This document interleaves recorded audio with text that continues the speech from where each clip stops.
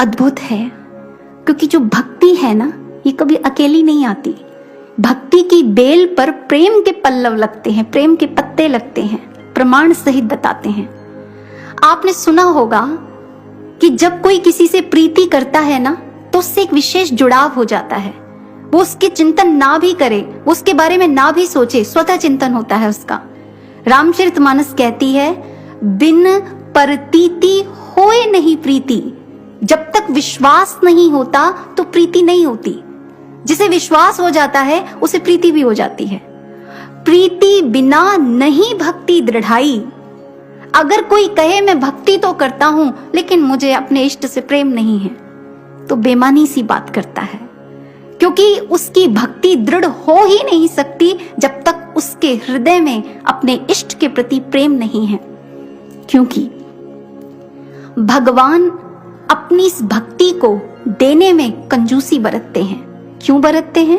क्योंकि जिसको वो ये प्रेमा भक्ति दे देते हैं, उसका दास बनना पड़ता है प्रभु को। वो प्रभु जिनकी माया सबको बांधती है, वो प्रभु जिनकी माया सबको नाच नचाती है, हम सभी जानते हैं। यशोदा माँ के आगे प्रभु कांपने लगते हैं। माँ कहती है, रुक ठहर जरा, तुझे मैं अभी बांधती हूँ। और वो आके कांपने लग जाते हैं, बंधने के लिए तैयार हो जाते हैं। गोपियां छोटे छोटे काम कराती हैं और कहती हैं, कान्हा तुझे माखन देंगे, लेकिन जरा नाच कर तो दिखा। अच्छा जरा ये पाट यहां से उठाकर तो लेकर आ। छचिया भर छाछ पे गोपियां नाच नचाती हैं।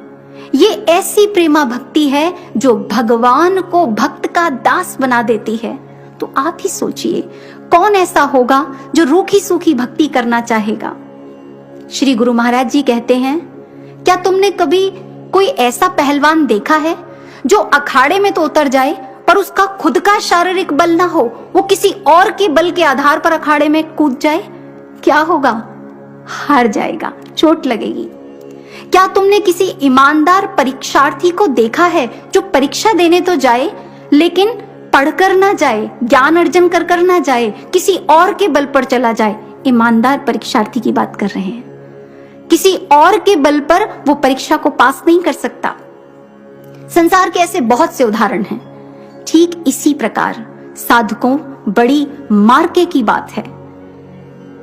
जिस भक्त का जितना ज्यादा भीतर से अपने गुरु के साथ जुड़ाव होता है, जितना उसका दृढ़ संबंध होता है, पावन पवित्र वो प्रीति होती है अपने सद्गुरु के साथ, उसके जीवन में फिर चाहे बाहर कुछ भी हो उसे कोई फर्क नहीं पड़ता।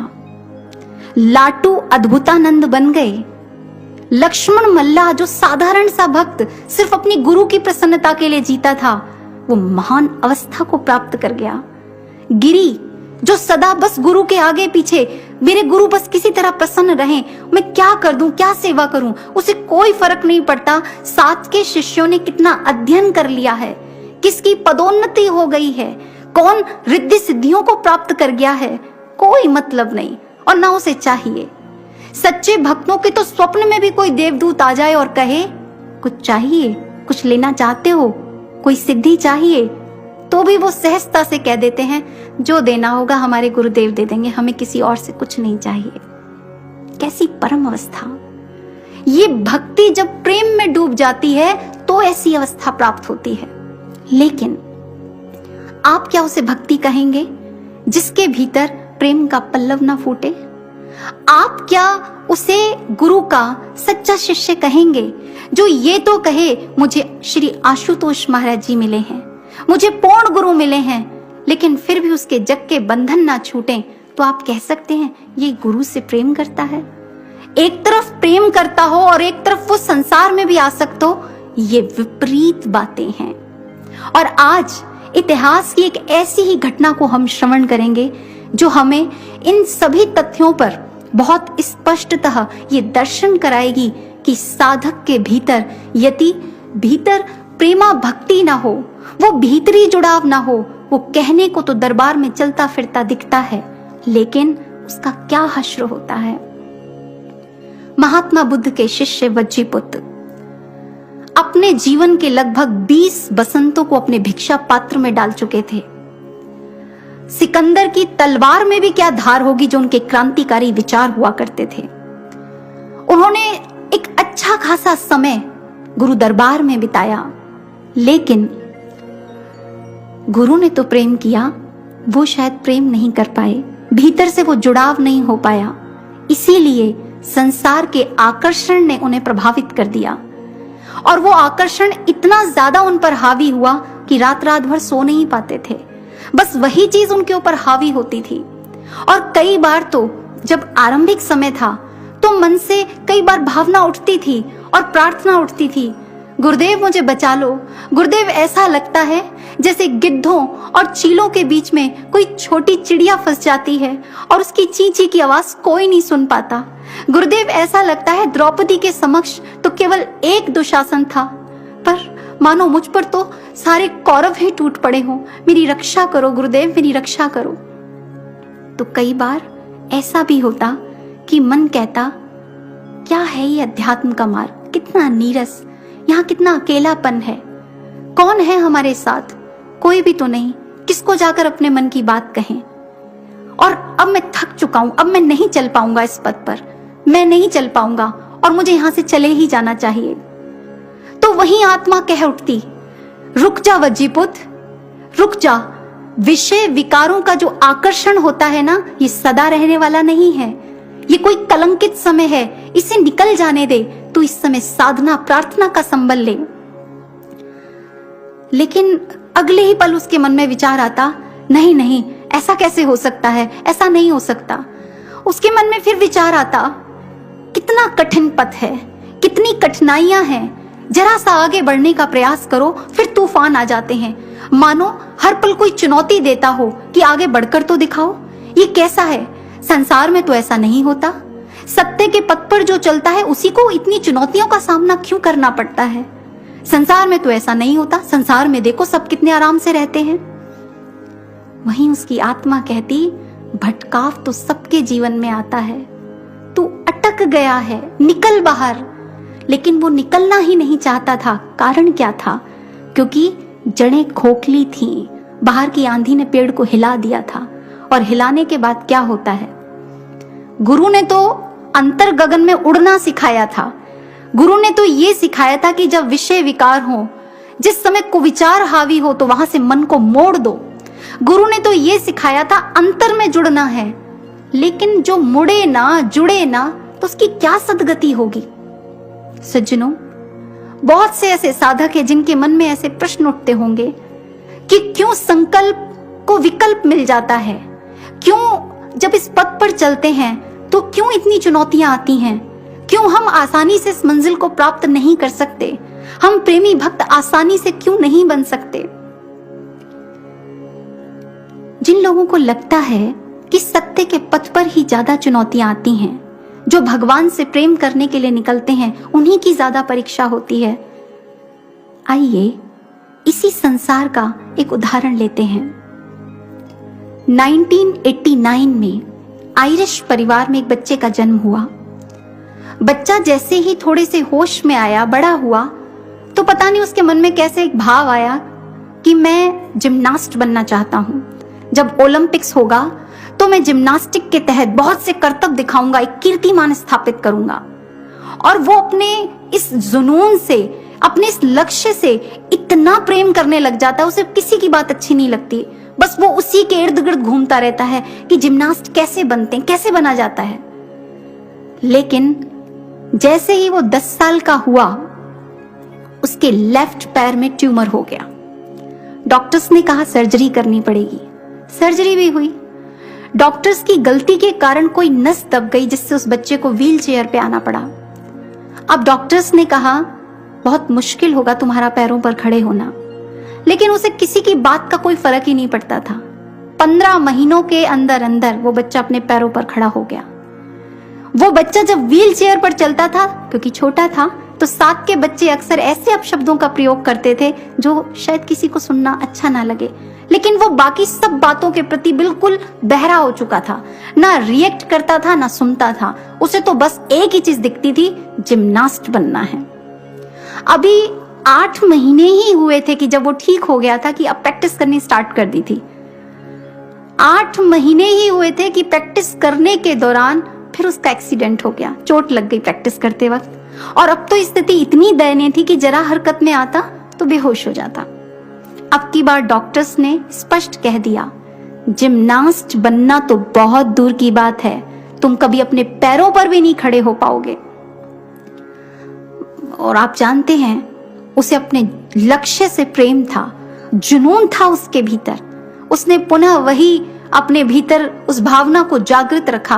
मानो उसे कोई फर्क ही नहीं पड़ता था कि बार बार कोई महल बनाता हो और बार बार आकर उसका कोई महल तोड़ जाता हो और वो पुनः पूरे इरादों से, पूरी शिद्दत के साथ अपने महल को खड़ा करने में लग जाता हो।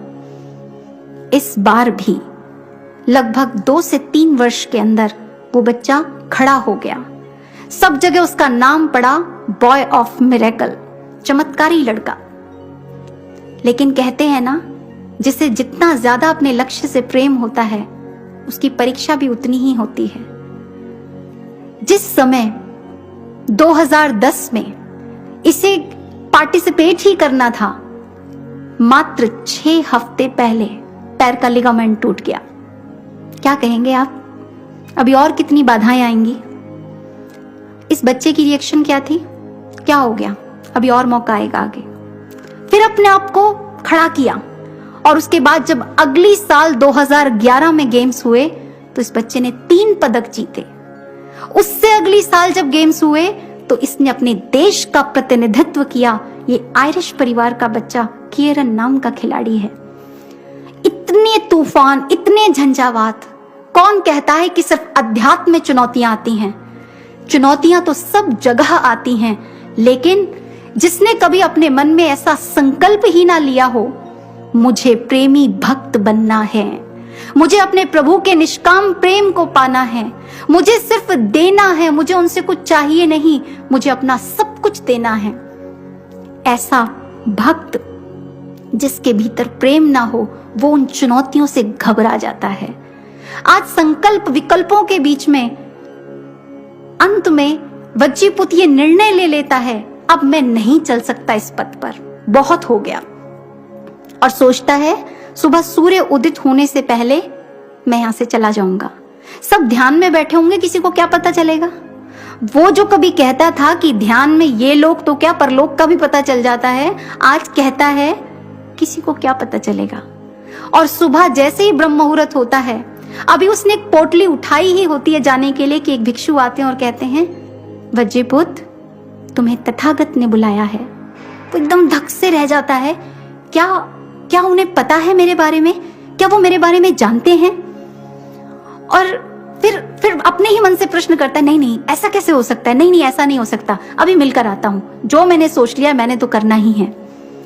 जैसे ही तथागत की कुटिया में पहुंचता है, तथागत कहते हैं, वज्जीपुत्र तुम इतने साल गुरु दरबार में रहे, क्या लेकर जा रहे हो? मात्र एक पोटली, बस यही कमाया तुमने? तुम्हें भागने का इतना ही शौक था तो मुझसे कहा होता, मैं तुम्हें भगाता। मैं तो तुम्हारे पकने का इंतजार कर रहा था, मैं जानता था अभी तुम कच्चे हो। तुम पक जाते तो मैं तो स्वयं ही तुम्हें बहुत दूर भेजता। तुम जिस जगह जाते ना, उसका जो लक्ष्य है वो इतना महान है जो तुमने कभी स्वप्न में भी कल्पना ना की हो। वज्जीपुत्र जाओ, अपनी कुटिया में वापस जाओ और ध्यान में उतर जाओ। याद रखना, संसार के पथिक मत बनो, दुखी मत हो। श्रद्धा और शील से युक्त, यश और भोग से मुक्त पुरुष हर ओर पूजनीय होता है। महात्मा बुद्ध के जो ये वचन थे, बड़े भारी भरकम वचन थे। और ये वचन जिस समय वज्जीपुत्र ने सुने कि वो कह रहे हैं, संसार के पथिक मत बनो, दुखी मत हो, जो श्रद्धा और शील से युक्त होता है, यश और भोग से मुक्त होता है, वो सर्वत्र पूजनीय होता है। अर्थात मेरे गुरु ने मेरे लिए कितना कुछ सोचा हुआ है और मैं क्या सोचकर बैठा था। मैं सोच रहा था कि मैं इस पद पर अकेला हूं। मैं सोच रहा था मैं अपनी बात किससे साझा करूं, कौन सुनेगा। मैं सोचता था मैं थक गया हूं, मैं चल नहीं सकता। पर आज सदगुरु को देखकर तो ऐसा लगता है हम ना एकाकी, वो पग पग का साथी। श्वासों की भांति वो संग संग चले। हम जो थके तो चल ना सके तो वो थामेगा हमको, हो कुछ भी भले। आज तथागत ने वो करके दिखा दिया था। वज्जीपुत्र की आंखों पर जो अज्ञानता का एक जाला था, जहां उसे अपने गुरु अंदर महसूस नहीं हो रहे थे, वो अपने गुरु से अंदर से वार्ता नहीं कर रहा था कि गुरुदेव देखिए कैसे मलिन विचार मेरे मन में आ रहे हैं, क्योंकि भीतर से वो प्रेम संबंध स्थापित नहीं था। कहीं ना कहीं प्रवृत्ति बहिर्मुखी थी, इसलिए गुरु सत्ता को अपने हृदयासन पर विराजमान देख नहीं पाया। लेकिन गुरु की महानता देखिए, गुरु ने आज भी कृपा करके उसके नष्ट होते जीवन को कैसे बचा लिया। स्वामी विवेकानंद जी से भी एक बार उनके किसी गुरु भाई ने यह प्रश्न किया था, यदि गुरु शिष्य पर बार बार कृपा करे और शिष्य को यह एहसास हो जाए मेरा गुरु मुझसे बहुत प्रेम करता है, और उसे अपने गुरु की भगवत्ता का भीतर से एहसास हो जाए, और जिस समय वो कुछ कर ना पाए लेकिन भीतर भावों से भीग जाए, तो वो अपने गुरु को क्या भेंट दे, वो क्या दे उस समय, क्योंकि वो अपने आप को तो असमर्थ पाता है, अपनी मलिनता से परिचित हो जाता है और गुरु की महानता से, तो वो क्या करे उस समय। विवेकानंद जी ने कहा वो चुंबक बन जाए। तो गुरु भाई ने कहा मतलब? विवेकानंद जी कहने लगे, जब शिष्य भक्ति के पथ पर पांव रखता है ना, तो गुरु अपनी प्रत्येक क्रिया में चलना, उठना, बैठना, वाणी, आचरण, व्यवहार शिष्य के प्रति ऐसा हो जाता है कि उसमें इतना आकर्षण होता है, जिसे आप कह सकते हैं चुंबकीय आकर्षण। शिष्य उस आकर्षण में ऐसा आकर्षित हो जाता है, उसे लगता है इससे बढ़कर दुनिया में कुछ है ही नहीं, और वो भक्ति पथ पर जो कि नीरस लगता है, कठिन लगता है, सहजता से अग्रसर हो जाता है। लेकिन उस समय गुरु की एक आस होती है, और वो आस क्या होती है कि एक दिन तू भी अपने भीतर ऐसा प्रेम, ऐसी कशिश पैदा करना कि तेरी वाणी, व्यवहार, आचरण, तेरे रोम रोम में वो चुंबकीय आकर्षण हो, संसार के लिए नहीं, अपने गुरु के लिए। तेरा गुरु तेरे पास खिंचा चला आए, तेरा गुरु तेरे बिना रह ना पाए, तेरे और तेरे गुरु के बीच में कोई दूरी ना हो। शिष्य अपने भीतर ऐसा चुंबकीय आकर्षण पैदा करे, वो अद्भुत प्रेम की अवस्था। और जब ऐसे चुंबकीय आकर्षण से गुरु खिंचे चले आते हैं, तो क्या घटित होता है? फिर जो घटित होता है वो असंभव होता है साधारण जनों के लिए, लेकिन शिष्य के लिए सब कुछ संभव हो जाता है। कैसे? इतिहास में शमीर नाम का एक भक्त आता है। ये ऐसा भक्त था जिसने अपने गुरु को रिझा लिया था। इसके भीतर ऐसा चुंबकीय आकर्षण था कि ये अपने गुरु को पूरी तरह से अपने हृदय में वास दे चुका था। गुरु और शिष्य एकमिक हो चुके थे मानो। और ये शिष्य थे श्री गुरु गोविंद सिंह जी के।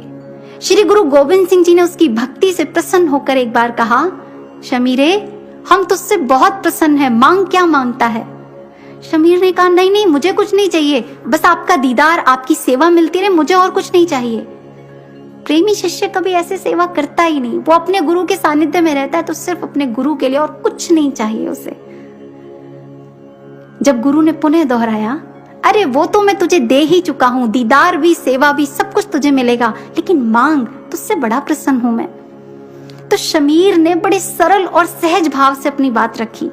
उसने कहा, गुरुदेव मैंने गुरु दरबार में सत्संग में एक बात सुनी है कि जो भक्ति पथ होता है बड़ा कठिन होता है, जन्मों जन्मों की यात्रा होती है, और उस पर भी विषय, विकार, मन ये अपने शत्रु बन जाते हैं। आज तो मुझे आप मिले हैं, आपके प्रति मुझे प्रेम भी है, क्या पता आगे क्या हो।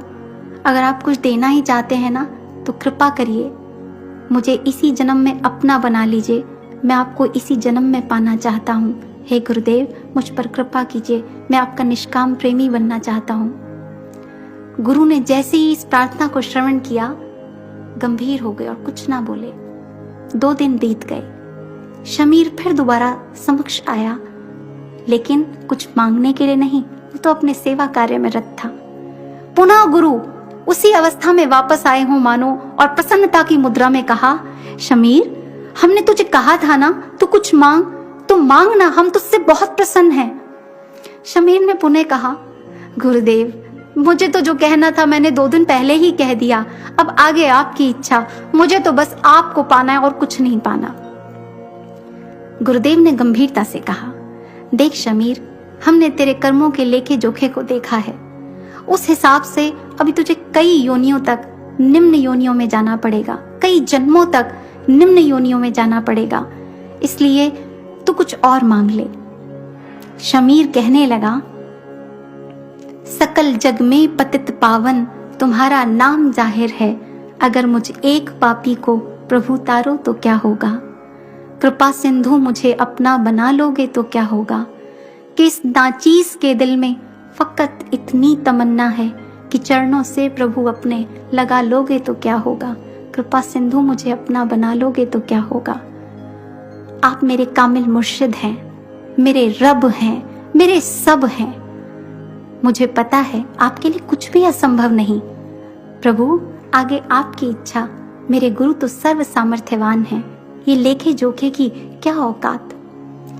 शिष्य के ऐसे पगे हुए भावों को देखकर गुरु इतने प्रसन्न होते हैं और कहते हैं, जा शमीरे, तुझे वरदान दिया, तू इसी जन्म में हमें प्राप्त करेगा, तेरी 84 इसी जन्म में कटेगी। शमीर प्रणाम करता है और बस अपने कक्ष में वापस चला जाता है। रात को उसे एक स्वप्न आता है। स्वप्न में वो क्या देखता है, वो एक श्वान की योनि में गया, उसके बाद मृत्यु को प्राप्त हुआ, सूकर की योनि में गया, फिर मृत्यु को प्राप्त हुआ और ना जाने कितने जीव जंतुओं की योनि को उसने भोगा, और अंत में जब मनुष्य तन को प्राप्त किया तो उसका बहुत बड़ा परिवार उस राज्य में अकाल पड़ गया, भूखमरी, जगह जगह भटक रहा है, भूख प्यास से व्याकुल। और किसी जंगल में जब अपने परिवार के साथ पहुंचा तो वहां एक पीलू का वृक्ष दिखाई दिया, वहां एक पीलू का वृक्ष नजर आया, और जब वहां उसने फल देखे तो वो उस पेड़ पर चढ़ गया। पेड़ पर चढ़कर फल तोड़ तोड़कर अपने परिवार को देने लगा और खुद भी खाने लगा। अचानक उसका पांव एक कमजोर डाली पर पड़ गया और जिसके कारण वो नीचे गिर गया। उधर वो डाली से नीचे गिरा और उधर उसका स्वप्न टूट गया। जिस समय स्वप्न टूटा इतना घबराया हुआ था, ऐसा लगा उसके साथ सब कुछ साक्षात घटित हुआ हो। जब वो कुल्ला करने के लिए गया तो देखा उसके दांत में पीलू के फल का जो बीज था वो अटका हुआ था। उसके मन में 2 प्रश्न उठे। अगर ये स्वप्न हकीकत था तो मैं जंगल में कैसे पहुंचा।